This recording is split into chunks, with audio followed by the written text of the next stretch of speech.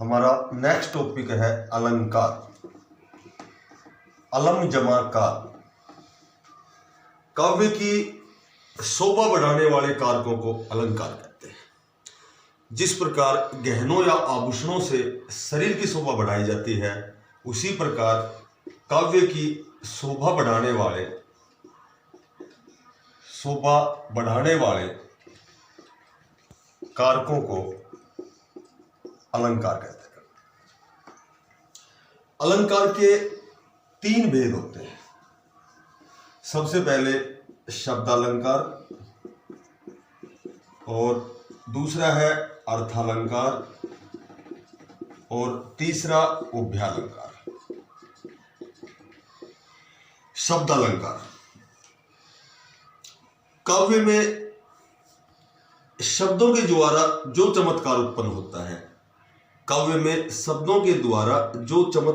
होता है, उसे शब्दालंकार कहते हैं। शब्दों के द्वारा चमत्कार उत्पन्न होता है। चमत्कार का मतलब, यदि हम उस शब्द को हटा दें और उसी अर्थ वाला दूसरा शब्द वहां प्रयुक्त कर दें, तो अलंकार नष्ट हो जाता है। तो काव्य में शब्दों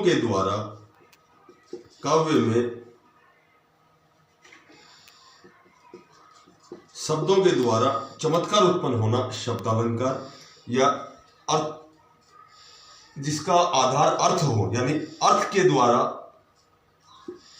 जब चमत्कार उत्पन्न होता है वहां अर्थालंकार, और दोनों शब्दों और अर्थों दोनों के द्वारा जब चमत्कार उत्पन्न होता है वहां उभयालंकार। उभय मानी दोनों। शब्दालंकार होते हैं अनुप्रास, यमक, और अर्थालंकार होते हैं, बाकी बच गए उपमा, रूपक, और उसके बाद में उत्प्रेक्षा, उसके बाद अन्योक्ति, और उसके बाद अतिशोक्ति। और जो उभयालंकार होता है वह एकमात्र श्लेष होता है। अब श्लेष शब्दालंकार भी है, और श्लेष अर्थालंकार भी है, और श्लेष उभयालंकार भी है। फिर सुनो, काव्य में शब्दों द्वारा जो चमत्कार उत्पन्न होता है शब्दालंकार होता है। अर्थ के द्वारा यदि चमत्कार उत्पन्न होता है वहां अर्थालंकार होता है। और शब्द और अर्थ दोनों के द्वारा जब चमत्कार उत्पन्न होता है वहां अभ्यालंकार होता है। सबसे पहले अनुप्रास।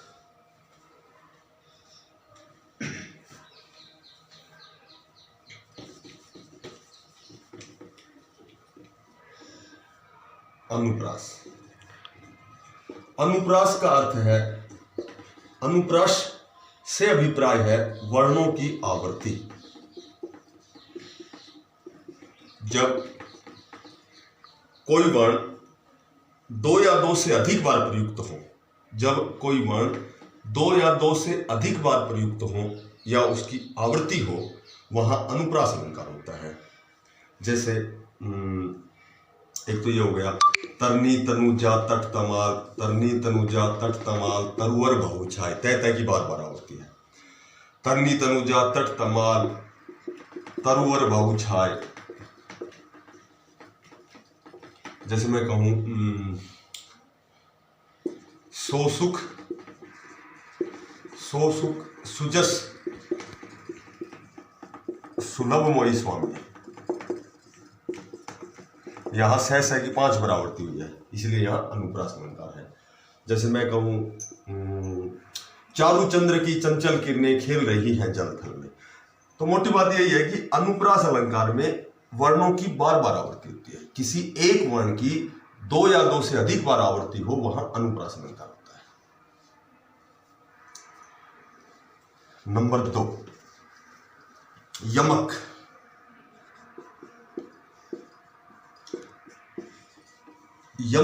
यमक का अर्थ है 2। अर्थात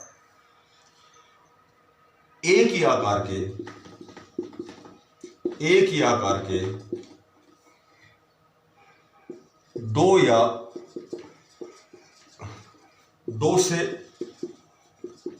अधिक शब्दों का प्रयोग, परंतु उनका अर्थ भिन्न भिन्न है, अर्थ अलग अलग होता है,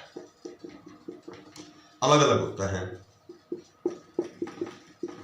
वहां यमक अलंकार होता है। जैसे कनक कनकते सो गुनी मादकता अधिकाय, या खाराए बोराए जग वह पाराए बोर वह पाए बोराए। जैसे दोनों ही सोना, कनक कनक के दो अर्थ हैं, एक सोना एक धतूरा, दोनों की अधिकता ही खतरनाक होती है। कनक कनकते सो गुनी मादकता, दोनों की मादकता जो अधिक, यदि उनकी मादकता अधिकाय होगी, अधिक होगी, तो वह हमारे लिए खतरनाक होती है। चाहे सोने को धारण कर लो या धतूरे को धारण कर लो। उसी तरह जैसे एक और एग्जांपल है, काली घटा का घमंड घटा, काली घटा का घमंड घटा। अब यहां घटा घटा एक ही आकार के एक शब्द दो बार प्रयुक्त हुआ है, दोनों का अर्थ अलग अलग है। काली घटा बादलों की घटा, घमंड घटा घमंड का घटना, घटा घटा के दो अर्थ हैं, इसलिए यहां यमक अलंकार। नंबर 3, सलेस। सलेस का अर्थ है चिपका हुआ, सलेस का अर्थ है चिपका हुआ। जब किसी अलंकार में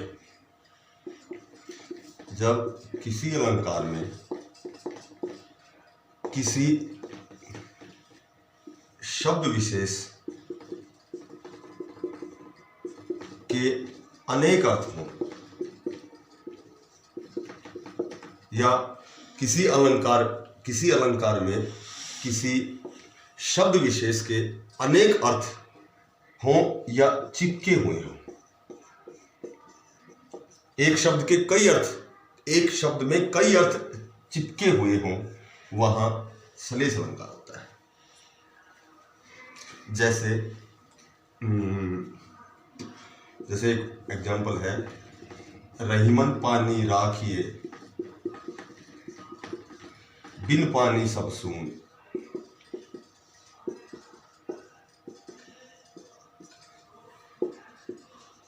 पानी गए न उबरे मोती मान शून। अब यहां पानी के तीन अर्थ हैं, पानी के तीन अर्थ हैं। पानी का एक अर्थ है विनम्रता, पानी का दूसरा अर्थ है चमक या आभा, कांति, और तीसरा पानी का अर्थ है जल। इसमें कहा गया है कि मनुष्य को सदैव विनम्र रहना चाहिए, और मोती की जो चमक है, मोती का मूल्य है उसकी चमक के बिना व्यर्थ है, या बिना चमक या आभा के मोती का कोई मूल्य नहीं है। और यहां जल का संयोग आटे के साथ या चून के साथ किया गया है, कि आटे का अस्तित्व केवल तभी है जब जल के साथ उनका संयोग किया जाए, बिना जल के आटे का कोई अस्तित्व नहीं है। यहां पानी के तीन अर्थ हैं, इसलिए यहां सलेस अलंकार है। अर्थालंकार। नंबर 4, उपमा अलंकार। जब किसी व्यक्ति या वस्तु की तुलना किसी अन्य व्यक्ति या वस्तु के साथ तुलना की जाए, वहां उपमा अलंकार होता है। जब किसी व्यक्ति या वस्तु की तुलना किसी अन्य व्यक्ति या वस्तु के साथ की जाए, वहां उपमा अलंकार होता है। उपमा का मतलब होता है तुलना करना, उपमा देना, किसी की तुलना करना। इसमें सबसे पहले तो मोटी बात यही ध्यान रखो कि जैसे जिसमें सा, से, सी, सम जैसे इत्यादि शब्द या शब्दांशों का प्रयोग होता है, अमूमन इन शब्द या शब्दांशों का प्रयोग होता है। उपमा अलंकार के 4 अंग होते हैं। सबसे पहले होता है उपमेय, प्रस्तुत, जिसके लिए तुलना की जाए, जिसके लिए तुलना की जाए, जिसके लिए तुलना की जाए उपमेय होता है। दूसरा होता है उपमान। उपमान को बोलते हैं अप्रस्तुत, जिससे तुलना की जाए, जिससे तुलना की जाए। तीसरा वाचक शब्द, जिससे समानता बताई जाए। और चौथा तत्व अंग होता है इसका समान धर्म, जिसके कारण उपमेय और उपमान में समानता बताई जाए। उपमा अलंकार में के 4 अंग होते हैं, उपमेय, उपमान, वाचक शब्द और समान धर्म। जैसे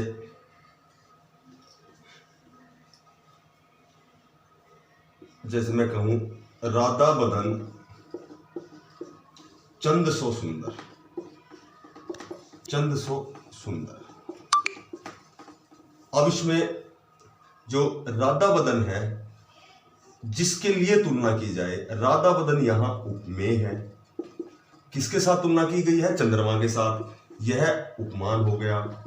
और जो शो शब्द है, इसके द्वारा समानता बताई गई, राधा के बदन की चंद्रमा के साथ यहां तुलना की गई है, इसलिए शो है, यह वाचक शब्द है, वाचक शब्द है।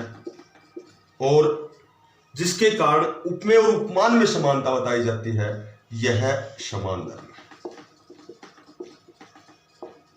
समान धर्म। फिर सुनो, उपमेय होता है जिसके लिए तुलना की जाती है, उपमान होता है जिससे तुलना की जाती है, और जो वाचक शब्द होता है जिस शब्द या शब्दांश के द्वारा दोनों में समानता बताई जाती है, वह वाचक शब्द होता है। और समान धर्म होता है जिस शब्द के कारण उपमेय और उपमान में, प्रस्तुत और अप्रस्तुत दोनों में समानता बताई जाती है, वह समान धर्म होता है।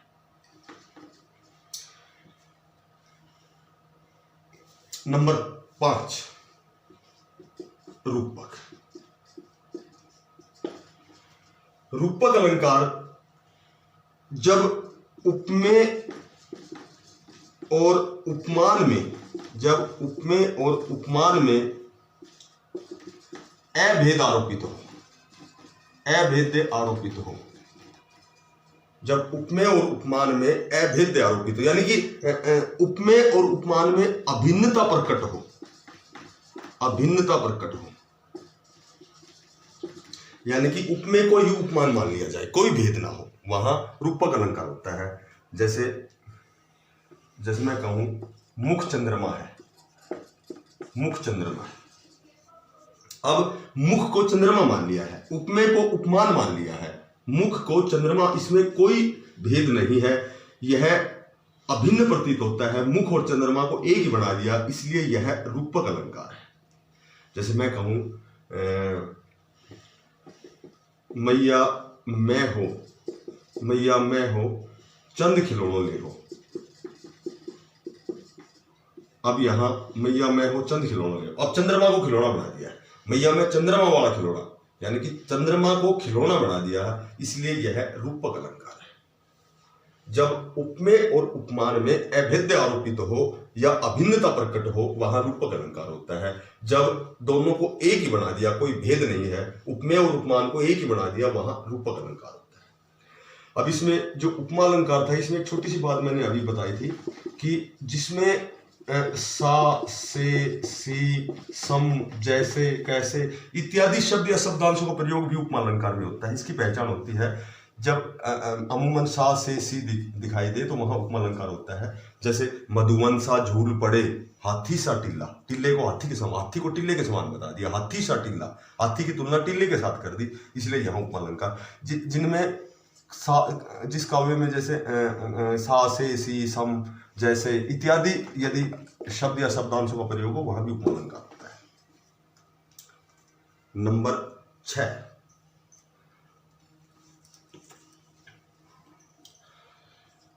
उत्प्रेक्ष अलंकार।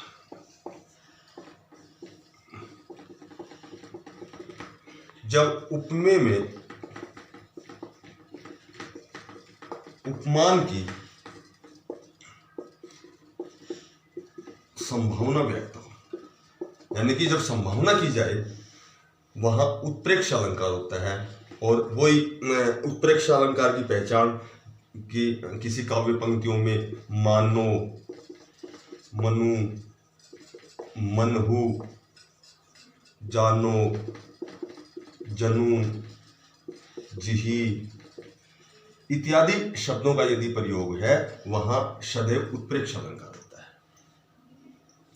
उस काल मारे क्रोध के तनु कांपने उसका लगा, मानो हवा के जोर से सोता हुआ सागर जगा। मानो हवा के जोर से, तो जहां मानो, मनु, मनहु, जानो, मनहु, जानो, जनु, जिही इत्यादि किसी भी शब्द का यदि प्रयोग है वहां एक तो यही पहचान है, वहां उत्प्रेक्ष अलंकार होता है। दूसरा, इसमें संभावना व्यक्त होती है। जैसे मैं कहूं उसका मुख मानो चंद्रमा है। अब एक तो यही विशेष बात है इसमें, मानो, मनु, जानो, जनु उत्प्रेक्ष अलंकार है और उसका मुख मानो चंद्रमा है, तो इसमें संभावना व्यक्त की गई है कि मुख की संभावना चंद्रमा के साथ है, कि मानो उसका मुख चंद्रमा के समान है। तो यहाँ संभावना है, प्रोबेबिलिटी है, इसलिए यह उत्प्रेक्ष अलंकार है। और जिन काव्य पंक्तियों में मानो, मनु, मनहु, जानो, जनु, जिही इत्यादि किसी भी शब्द का प्रयोग किया गया है वहां सदैव उत्प्रेक्ष अलंकार होता है। नंबर 7, अन्योक्ति अलंकार।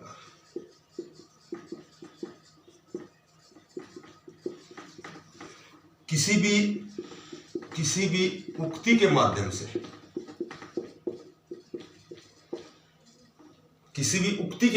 किसी अन्य के बारे में कुछ बात बताई जाए, किसी भी उक्ति के माध्यम से किसी अन्य के बारे में बताया जाए वहां अन्योक्ति अलंकार होता है। जैसे एक तो ये एग्जाम्पल बार बार रिपीट होता है, फूलों के आसपास रहते हैं, फूलों के आसपास रहते हैं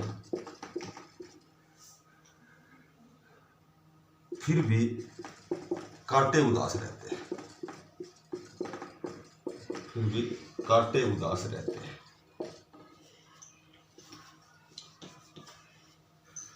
नेक्स्ट, अतिशयोक्ति अलंकार।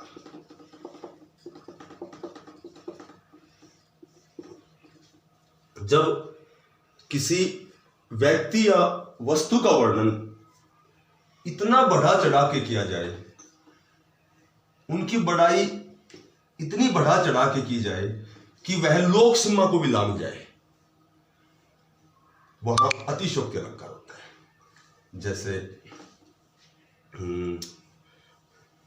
मैं कहूं हनुमान की पूंछ में लगन न पाई आग,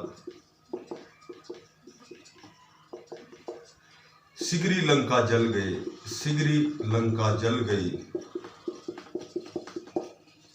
गए निशाचर भाग। अब यहां हनुमान की पूंछ में लगन न पाई आग, सिगरी लंका जल गई, गए निशाचर भाग। हनुमान की पूंछ में आग लगने से पहले तो लंका जल भी चुकी थी और सारे निशाचर, सारे राक्षस भाग चुके थे। यहां बढ़ा चढ़ा के वर्णन किया गया है, इसलिए अतिशयोक्ति अलंकार है। जैसे मैं कहूं, एक ये है, देख लो साकेत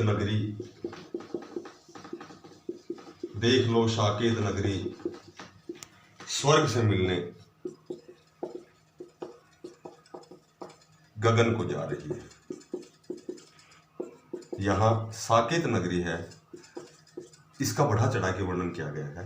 इस नगरी को स्वर्ग से मिलने गगन को जा रही है, आकाश में जा रही स्वर्ग से मिलने। साकेत नगरी को बढ़ा चढ़ा के इसका वर्णन है, इसलिए यहां अतिशयोक्ति अलंकार है। आगे नदियां पड़ी अपार, घोड़ा कैसे उतरे पार, राणा ने देखा इस पार, तब तक चेतक था उस पार। इसमें चेतक की बढ़ाई की गई है कि राणा ने उस पार देखने से पहले तो चेतक पार कर गया था। तो जहां किसी व्यक्ति या वस्तु का वर्णन या उसकी बढ़ाई, उसकी प्रशंसा बढ़ा चढ़ा के की जाए और वह लोक सीमा को भी लांघ जाए, वहां अतिशयोक्ति अलंकार होता है। अलंकार का टॉपिक्स खत्म होता है। थैंक्स।